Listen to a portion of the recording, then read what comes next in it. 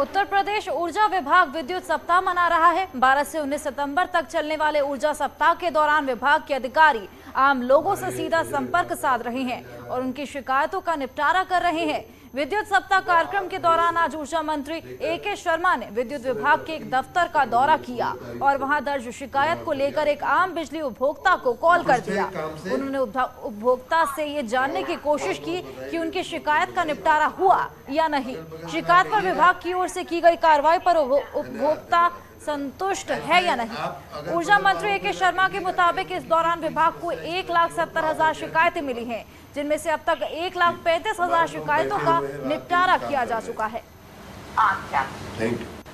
इन्होंने लिखा है कि उनका काम कर दिया गया है, मीटर बदल दिया गया है, तो क्या मैं पूछना चाहता था कि क्या आपका काम हो गया?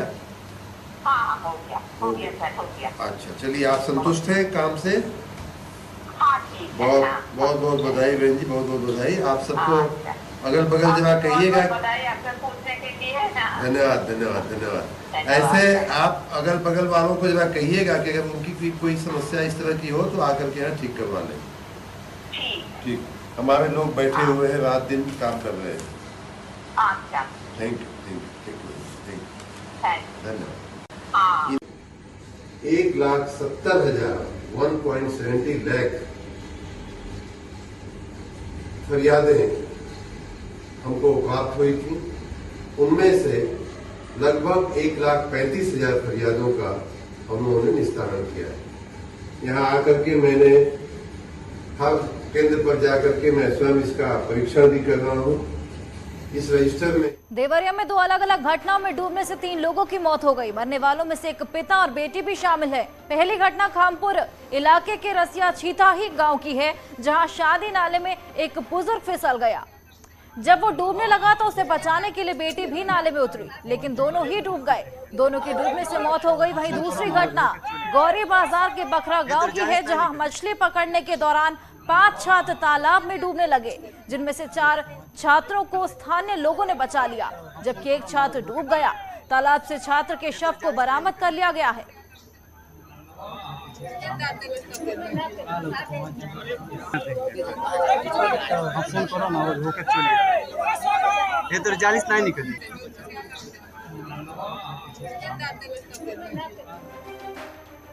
कासगंज में पुलिस ने सट्टा माफिया राज माहेश्वरी के मकान और 3 प्लॉट को कुर्क किया है।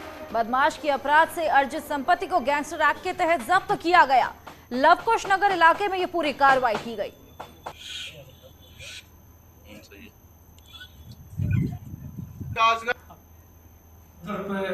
चलाए जा रहे अभियान के क्रम में आज दिनांक 18/9/2022 को कोतवाली कासगंज क्षेत्र निवासी राज माहेश्वरी, जो जुए का अभियुक्त है, जुए में संलिप्त अपराधी है और गैंगस्टर का अभियुक्त है, अपने गैंग का गैंग लीडर भी है, उसके विरुद्ध जिलाधिकारी कासगंज महोदया के आदेश के क्रम में संपत्ति जब्तीकरण की कार्यवाही हुई है, जिनकी अनुमानित संपत्ति लागत जो है 2 करोड़ 4 लाख रुपए की बताई जा रही है।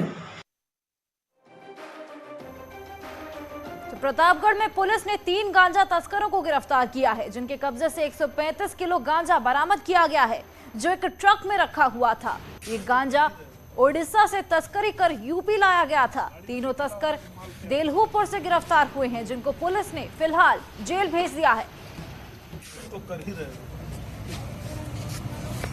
गाड़ी में से पता होगा कि माल क्या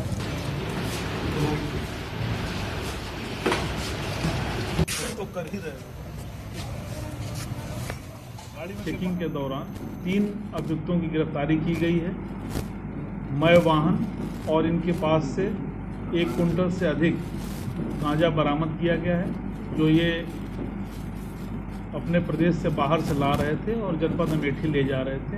इनका लाने का स्रोत कहां से है, किनको पहुंचा रहे थे, इसके पहले इनके ग्रुप में कौन कौन लोग थे, जानकारी कर हमारे द्वारा विधिक कार्रवाई की जाएगी। नोएडा में रेयर डिजीज सेमिनार का आयोजन किया गया, जिसमें प्रदेश भर के करीब 40 डॉक्टर शामिल हुए। इस कार्यक्रम में गंभीर बीमारी को लेकर चर्चा और उससे निपटने पर चर्चा हुई। साथ ही बच्चों को होने वाली बीमारियों से निपटने पर भी चर्चा की गई।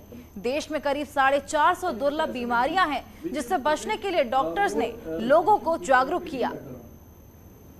So diabetes are quite easily used का SMN2, which is present more patients, which I will tell you later on.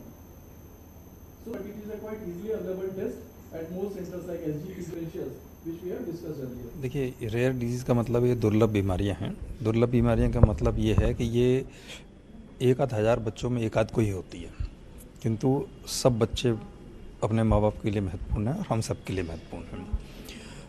एक तो इन बीमारियों की पहचान करने के बाद में इनकी डायग्नोसिस सही तरह से होना, फिर उसका उपचार करना, इसकी सुविधाएं काफ़ी कम है।